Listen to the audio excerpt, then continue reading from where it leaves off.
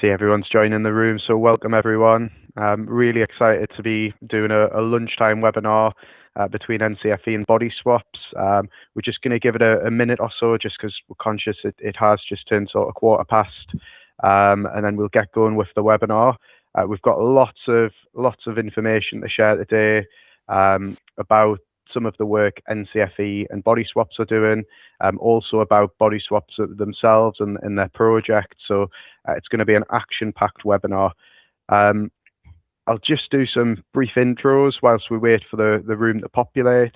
I'm Dean Blewett. I'm Senior Innovation Investments Manager at NCFE.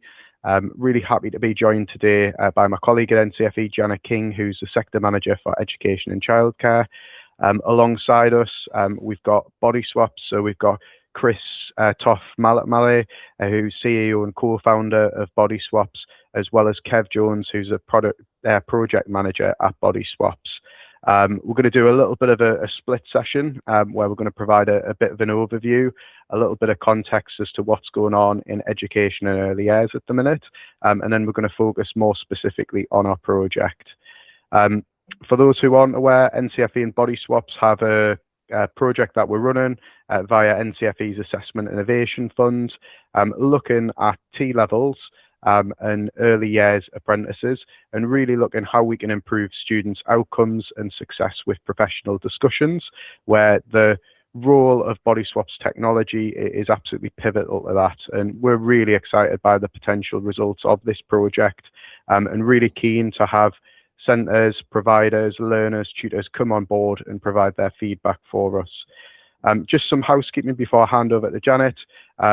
It is an open session today, so we've got mics and videos on. Just can you make sure that you mute yourself just as the presenters are speaking, please? That would be much appreciated. You can obviously use the chat function, so if you do have some burning questions, or as Chris said, if you want to introduce yourself and which institution you're from, that would be much appreciated, and feel free to use that. And what we've also done is we've left a little bit of time at the end where we can do some live questions. So if you have got a question that you want to ask of me and the team at NCFE or Bodyswaps, you can ask us that live question there. And we will be recording this, so if you've got colleagues who've missed out, we'll be circulating that tomorrow, as well as some slides as well, which you can share with colleagues too. So very excited to get into it. I'm pretty sure you've heard enough of me waffling now, so what I'm going to do is I'm going to pass over to Janet King from NCFE. So thanks everyone. Oh, thank you, Dean, and hello everyone. It's an absolute privilege, as all of these events and opportunities are, to engage with you in the sector. And when Dean was talking about everything that's going on in education and early years, I just did a short intake of breath, because absolutely there is so much going on, as you will be only too aware, in education and early years, with the different reforms and what's happening in the world of apprenticeships as well. So on this next slide, I just want to give you a little overview of what my contribution today will be. So we'll take a little look at the Level 3 apprenticeship for the early years educator, and all the reforms, all the changes and what that might mean and what that brings for you as a provider. We'll do a little brief update on the T-level, because we know we've gone from what we're naming as Generation 1, that original onset of the T-level in 2020, now in 2025 onwards, where we're looking at what we're referring to as Generation 2. So a quick update on that, just to get us in the context and get us in the zone, before we then start to really focus on the significance of professional discussions. And then you'll go on to find out about Bodyswaps and how working with professional discussions can be supported through such programs. So let's take a look then and give ourselves some context to settle into the webinar. So much has already gone on, and so many changes will have been implemented already, and you'll have seen those if you're working with apprentices, or if you're working with Level 2 through technical specialist qualifications or technical occupational entry qualifications. So much change has happened and is happening already. But I just want to focus a little bit on two particular qualifications. So let's start with this. So the Department for Education and the Apprenticeship Assessment Principles were published in February earlier this year. And they set out that direction for reforms, and there's been rapid movement and rapid progress there from Skills England and the Department for Work and Pensions. The main reason for reform, because I think one of the first things we always say, certainly the first thing I always think is, okay, so why? And the rationale and the reasoning behind that was to think about that sort of mitigating any duplication and so on. They have provided advice and guidance that you can see here, and very much the new apprenticeships will align with the occupational standards and the apprenticeship assessment principles. There'll be practical delivery arrangements for providers and employers, and validity and quality of assessment against regulatory expectation. So there's going to be that sort of shift from that synoptic endpoint assessment to assessment principles and more of an ongoing process. Let's take a further look. So Ofqual has introduced a new regulatory framework for apprenticeship assessment, and that's aligned with those assessment principles from the Department for Education. So it sets out those requirements for awarding organisations such as NCFE. It looks at how assessments must reflect those occupational standards that have been set by Skills England and the DFE in terms of early years, and the design expectations for assessment plans.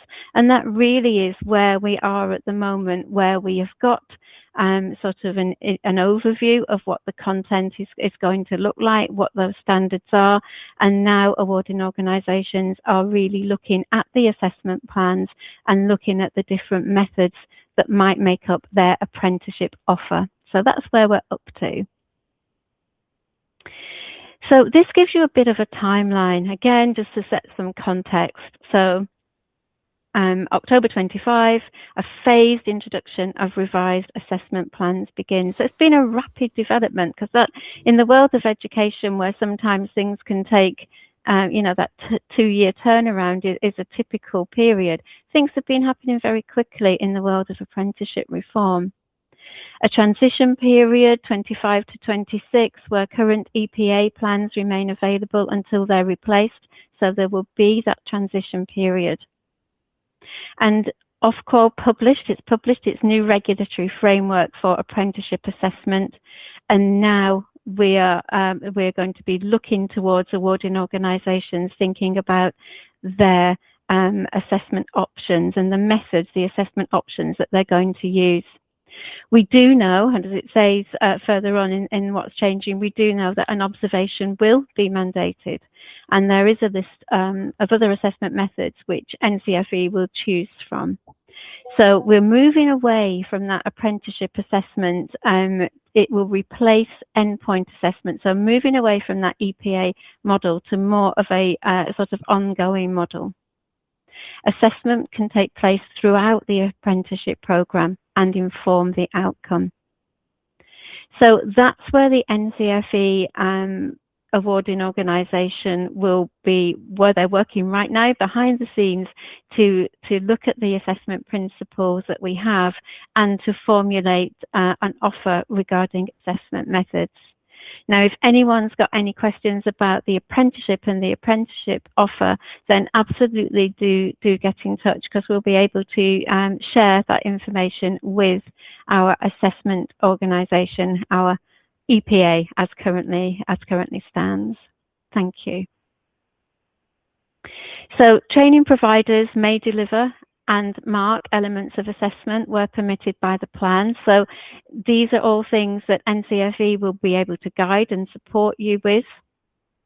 And the changes to apprenticeship assessment mean that training providers should continue to use existing EPA plans until revised assessment plans are live for starts.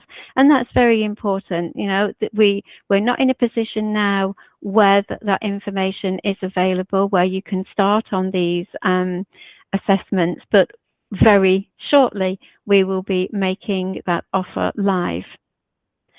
If you're thinking about other qualifications outside of education and early years, then just keep your eye on the different revisions and adjustments that Skills England are making, because that's going to keep you as up to date as possible across the scope, because the intention is that all apprenticeships at all levels, I believe, will be going through this adjustment over time and over a rapid time frame as well.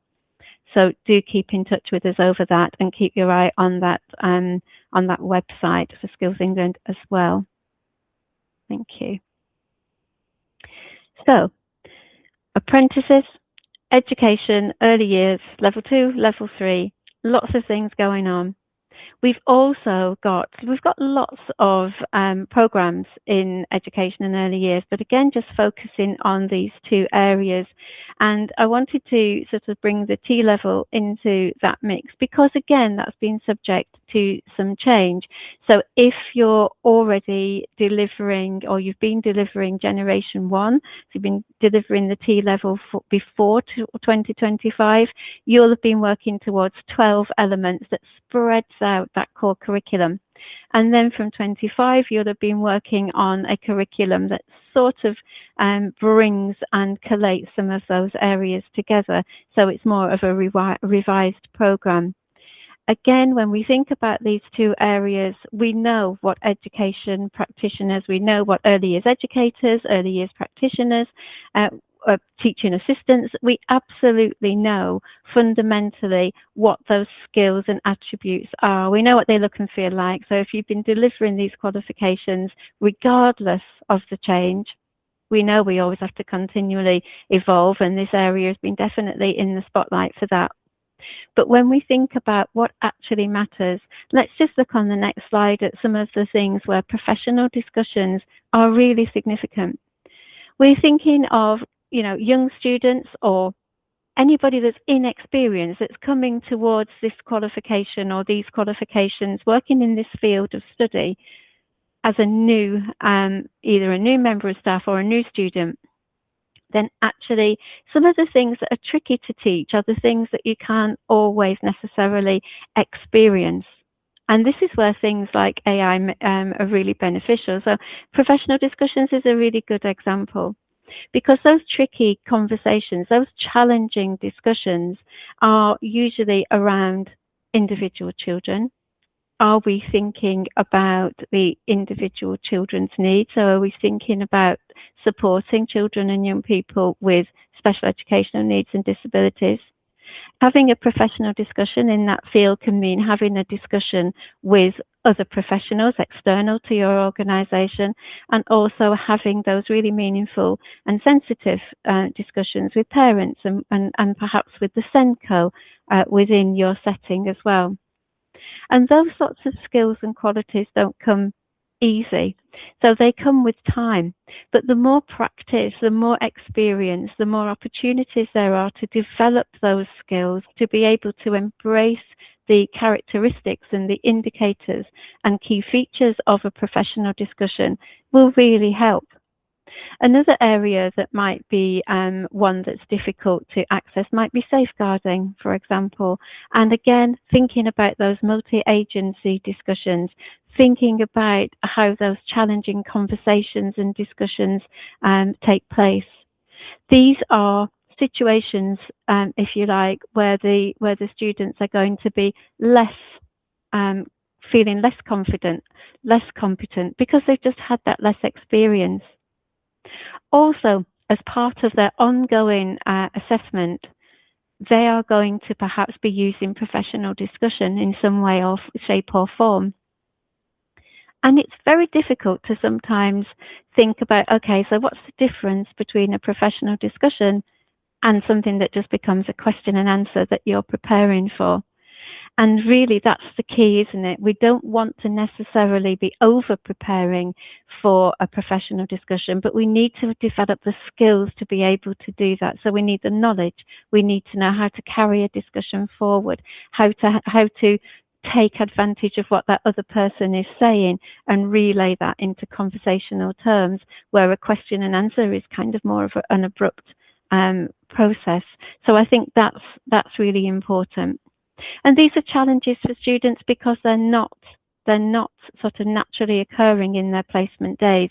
And I think mentors, quite rightly, will protect their students, their apprentices and their learners from such situations and environments. So what do? We can try and maybe bring some of those practice hints and tips and things into the classroom experience for them. The whole thing is about confidence. The whole thing is about competence. So knowledge, skill, but actually being able to hold those discussions. I think it's really hard for a young student or somebody inexperienced within the sector to be able to have professional discussions without having or taking that time to really practice them, and to practice them in a safe space with your peers, with your colleagues, and develop your skills, your knowledge and your confidence to be able to apply those as you go on within your working life. Back over to you, Christoph. Thank you. Thanks a lot, Janet. That's fascinating, and the word that I'm going to build on is the confidence. Speaking about Bodyswaps, just to introduce ourselves, because it's a little bit of a weird company name, and it's not an homage to Freaky Friday. I'm gonna give you a little bit of the origin story. As you can already hear, I'm French, so my first work experience was in Paris. It was during as I was in university in a business school, and on that day in January, I was going to my end of internship, so 6 months internship review, meeting my N+2 for the first time. And he looked at the sheet in front of him and he said something like, "We're going to offer you a job when you graduate in 18 months, but because you stutter," and I was a way worse stutterer back then, but you might hear some of that today, "because you stutter, you're not going to be put in front of clients, you're going to be in the back office, so kind of don't hope to grow too fast in that career." Which is, right off the bat, a terrible lack of soft skills. Really destroyed my confidence. I stopped socializing. I started having panic attacks, and it wasn't a great time until about a year later.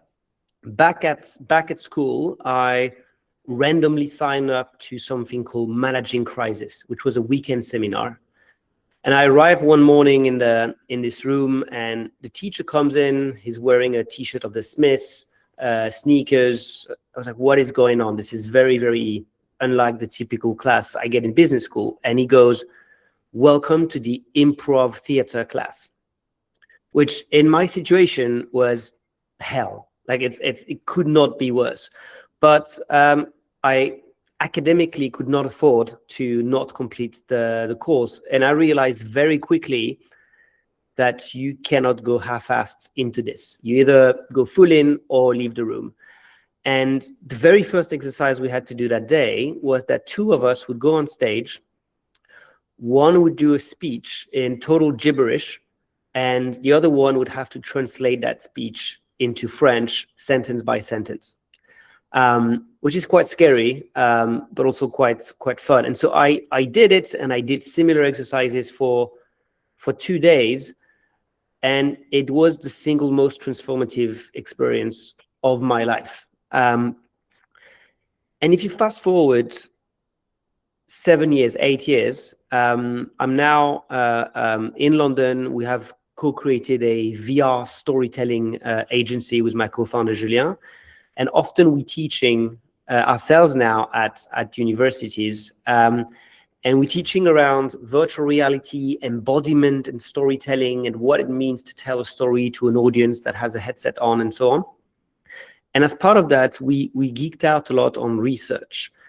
And there was this piece of research, which you can see in the screen on the bottom left, by a British researcher called Mel Slater, in which he worked with women who were severely depressed, and he put them in this mocap suit. So that's the little thing you see here.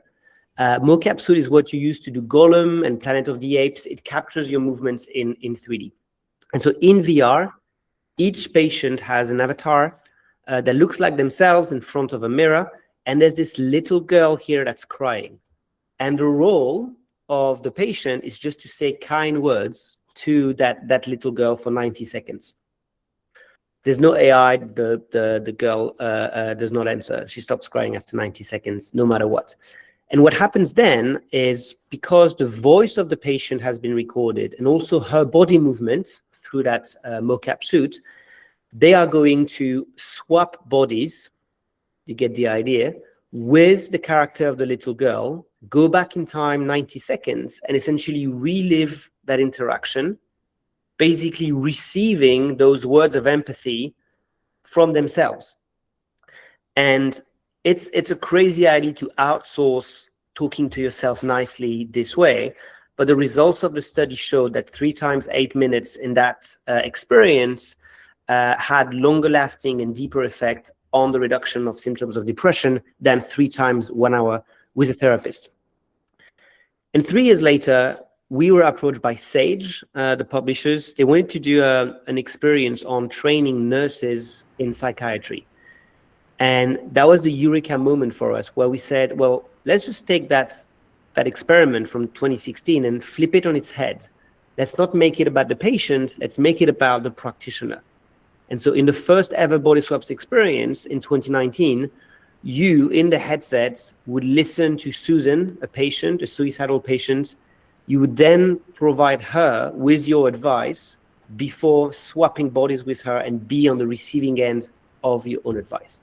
And so that's where we come from, is can we use technology to give a lot of people the privileged experience that I had when I was in my business school, that experience to build self-reflection and confidence. So let's bring it back to professional discussions. A lot of apprentices don't fail those PDs because they lack knowledge. It's because they haven't practiced this highly, pressured, high stakes conversation. And so how can we help them? So there are a few challenges with professional discussion, and Janet, you touched on that. The first one, which we call the reliability gap, which is the feedback varies by assessor. Some discussions are hard to observe. So if you take early years, you might observe an interaction between an apprentice and a child, but you might not observe an interaction between an apprentice and the parents, because as you said, the mentor would shelter them from those interactions. So you have a gap of coverage. Then obviously, the confidence in what you say and the structure of what you say have a huge impact on your performance in the professional discussions, regardless of your actual skills. That's the measurement gap. And finally, we know that practice makes perfect, but mock discussions are time intensive. And that means that the people who need it the most typically get it the least. And all those problems are compounding with one another. So how Bodyswaps works, well, your tutor might be able to conduct an observation or might not be able to conduct an observation. In Bodyswaps, they will create a role play. So it's very simple. I'll show you in a minute, but you fill in a form. What's the discussion about? Who are we talking to? What's the mood? What are the learning objectives? And that simulation can be sent to the learner. The learner can practice independently on their own device. If you have VR headsets, fantastic, but most likely you don't, and therefore the students will practice on a laptop. Then they will receive, still in that experience, a coaching session with an AI to reflect on what they said, how they said it, and so on. And finally, both the tutor and the learner will receive a report that includes a number of things that I'll detail in a minute. So when you set up a scenario, it looks like this. You can use an AI assistant that is built in, and you're going to say what the scenario is about, and it's going to fill in that form for you. So in that case, I wanted to create a conversation with an angry parent. He's been told that his child is disruptive in the classroom and is angry about that. So automatically, the platform selected Lars as the father. It's going to happen in the classroom, and then it populated the rest of the scenario. So I'm now going to play a short video that I recorded. One caveat is I am not an early years practitioner, so my performance is absolutely terrible, and it's a little bit terrible on purpose, so you can get the idea. So this is how it's going to play in the simulation, because I'll skip through. But basically, You will go through the role play where you have this back and forth with an AI. Then you can body swap and watch yourself back. Then you will get written feedback on the criteria that you've set. And finally, you get that AI coach. So let's have a quick look. And Janet, I will ask you for a thumbs up if you hear the sound. Can you hear the sound? I had to leave work for this. This is totally, completely unfair. Teachers think they know everything, but he's just a boy being a boy. Why are we here? Well, we are here because Michael's behavior has been reported as disruptive to the class. Do you know exactly what has happened?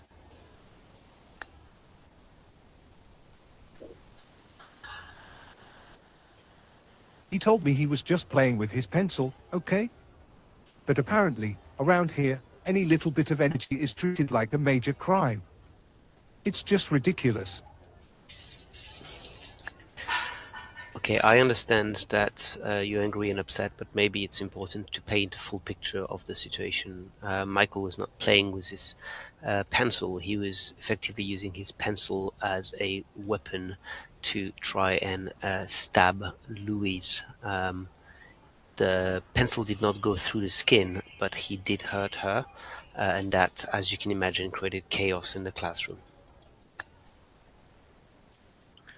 So I'm gonna pause here and let you know what I did for the rest of the conversation, which was I did a terrible job, and we ended up both saying that we were going to complain to the director. So he's getting angrier and angrier, and that's the thing with those AI avatars is if I was doing a good job, not only would he say calmer things, but he would also say those things in a calmer way and behave and move in a calmer way. Conversely, in this case, he's getting angrier and angrier. So let's move to, yeah, he says he's going to sue us. So let's move to the next session, which is the AI role play, the body swap, sorry.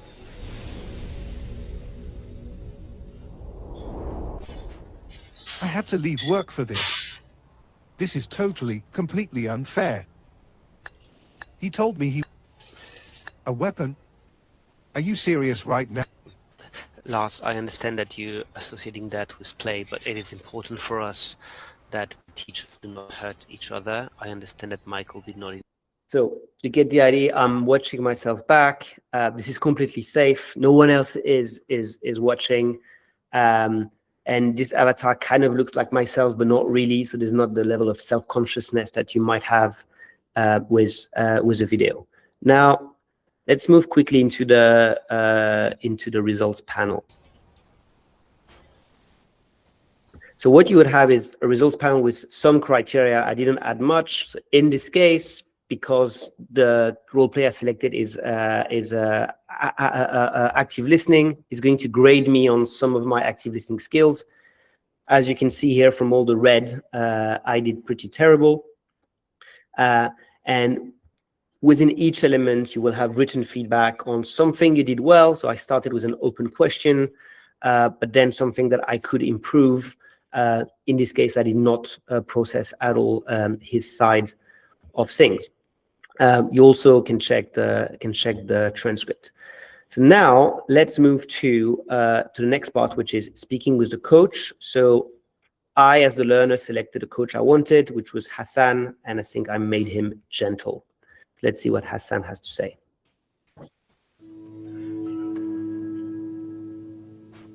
Okay, let me skip forward quickly.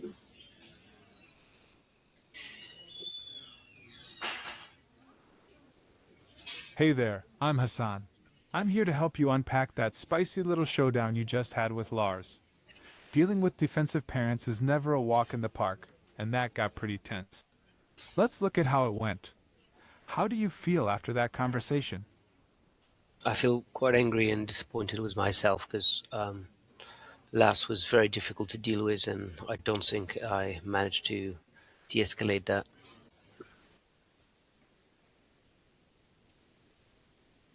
Look, Lars was a total nightmare to deal with, so don't beat yourself up too much.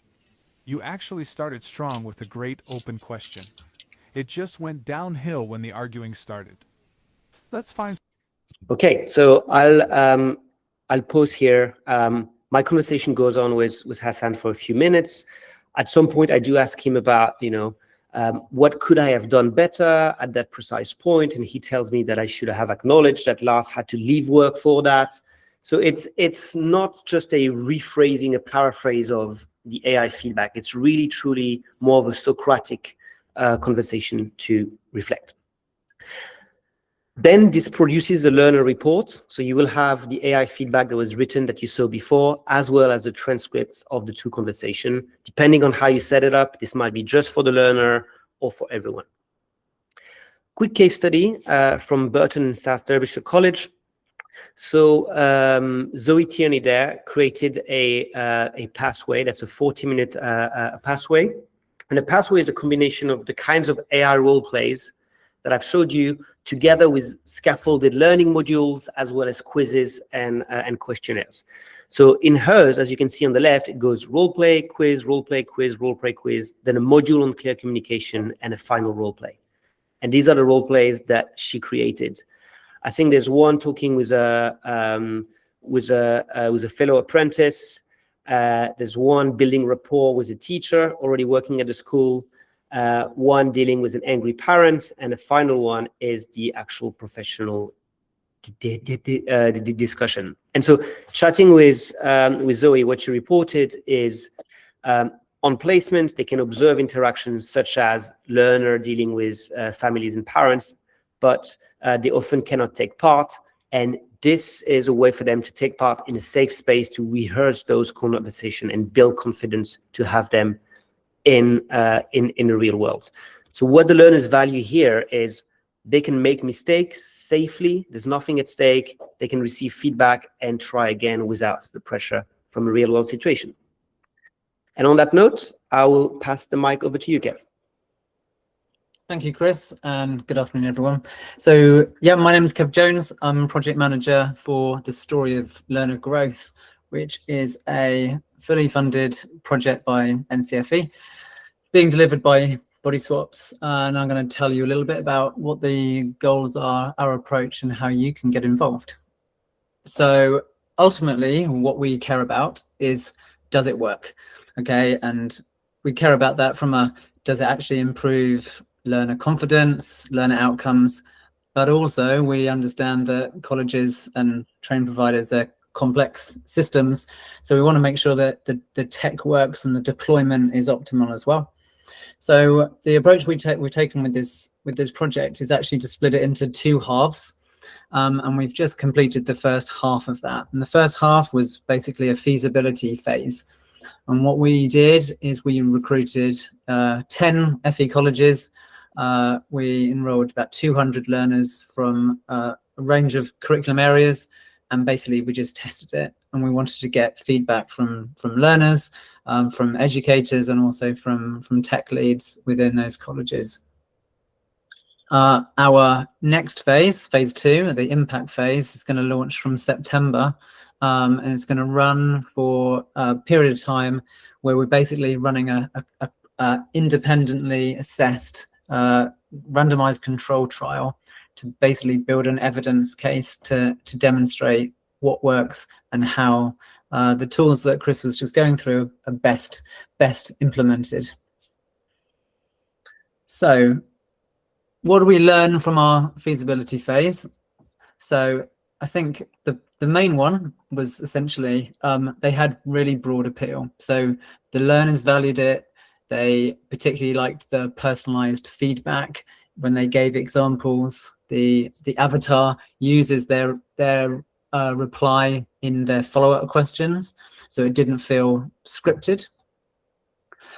We also observed that actually in this setting, learners much prefer to actually do it by themselves rather than being in a class environment.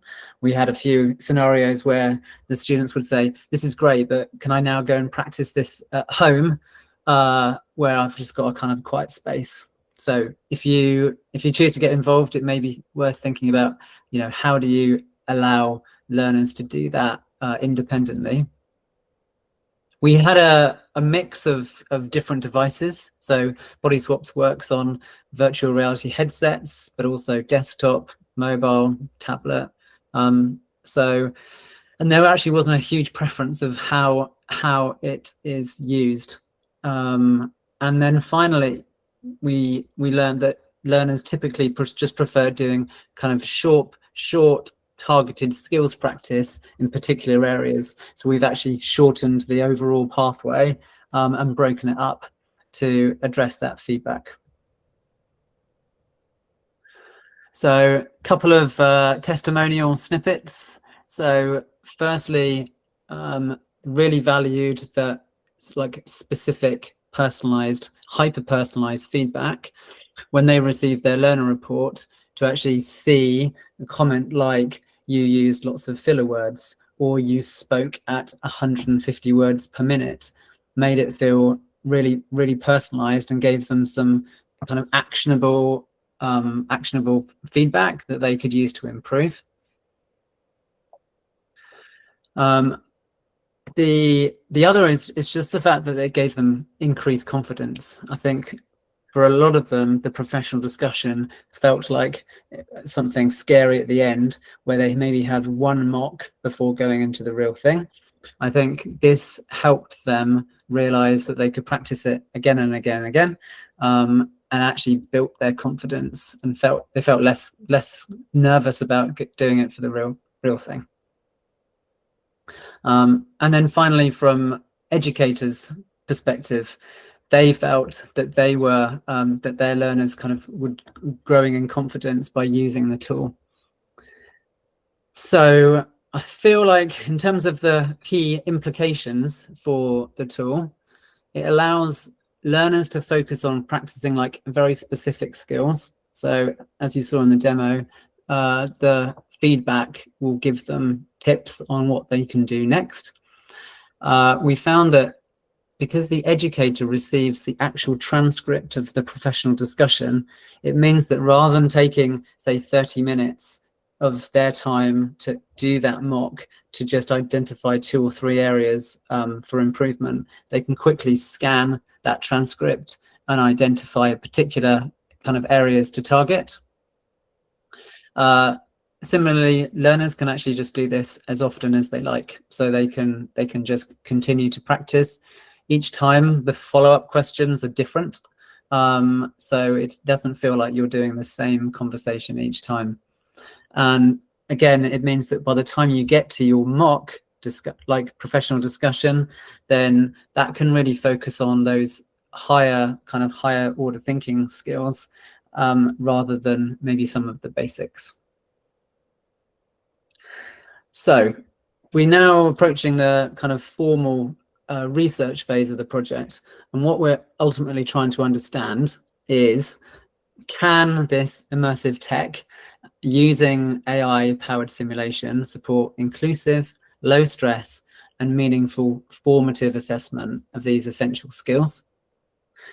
And the way we're going to do this, appreciate this slide, so there's a lot going on, but essentially we're having we'd like two groups of learners.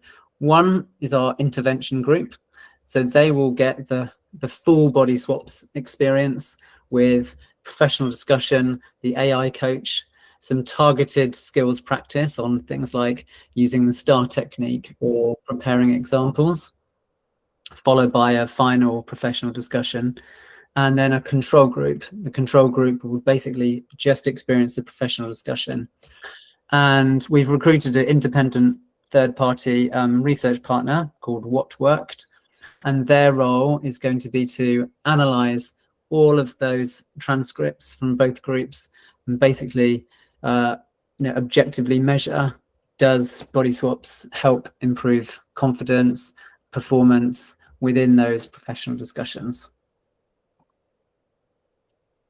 So just to give you a very quick flavour of what that PD might look like in early years. So it's around 10 questions, take approximately 30 minutes, can be accessed on any device. And here's a flavour of the types of questions that it'll ask you during those. So question on theories of attachment, question on safeguarding. So we're trying to give the learner, as close as possible to reality experience. And then similarly, as Chris showed in the AI coach session. We're asking learners to immediately feedback on how they felt that went, and then also to perhaps set some goals for themselves to really reflect on that experience. So I mentioned the personalized report. Now this is received by both the learner and the educator immediately at the end. So it gives them a kind of a written record to refer back to. So I mentioned you could now have an opportunity to get involved. So what that looks like is that we're currently recruiting FE colleges and apprenticeship providers in early years, and also carpentry and light motor vehicle for apprentices. I appreciate most of you are here for early years, but basically what it is a fully funded project by NCFE. If you choose to take part, you get access to the tools that Chris was just demoing for your learners and your staff. You get full onboarding and support throughout. You receive those learner reports. And then also when we come to the end of the project, then you'll also be referenced in our published research as well for taking part. Timeline. So you can use this QR code to register your interest in signing up. We'll share these slides with you at the end of tomorrow, which also has a link. And then we're looking for an MOU and a data sharing agreement. And if you can share those by the 24th of July, then you can be part of the pilot. Then from August is when we're going to be setting up your learner accounts ready for September. And we'll invite you to an onboarding webinar.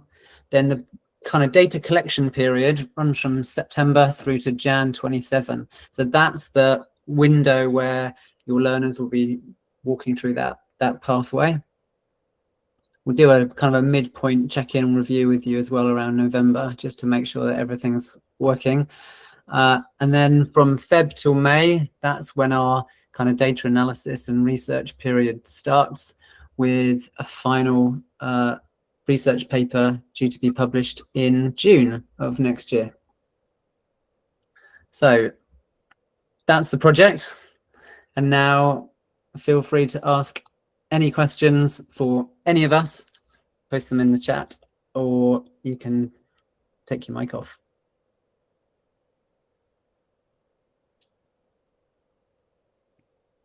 Maybe reading from the chat, Kev, there was a question about how this tool can enhance PD when the reforms are looking to transform EPA, because it's interesting, right? Like, we obviously building the research around something that it's on its way out, not fully knowing what's on its way in.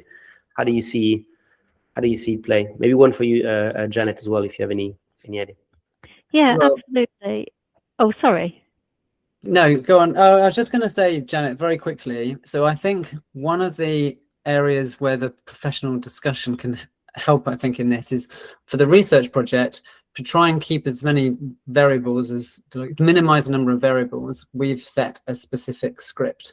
However, because the tool allows you to create your own PD, you can imagine that over time, teachers could have a suite of these different PDs that they can give after a particular observation. They could make them hyper-personalized to a learner. And I think how I see it being used is as the shift away from EPA, it basically just shifts towards being used throughout. Absolutely, Kevin. I would definitely echo that. So whilst we're waiting for that confirmation of the assessment methods that will be NCFE's offer in sort of response to the reform, professional discussions are part and parcel of an early year educator's role, or a teaching assistant's role, or anybody working with children and young people. In fact, you could argue we need to develop those skills in whatever industry we are working in. So I would say they're definitely going to be developing those qualities and skills, something that can enhance their practice and just bring on that confidence for real world situations. Thanks a lot. I realize we're on time now, and I know everyone is busy. So thanks everyone for joining today. If you have any questions, you know where to find us, and hopefully this was an interesting time for you all. And looking forward to speaking soon. Thanks, Janet. Thanks, Kev. Thanks, Dean. Thank you. Thanks, everyone. Bye. Take care.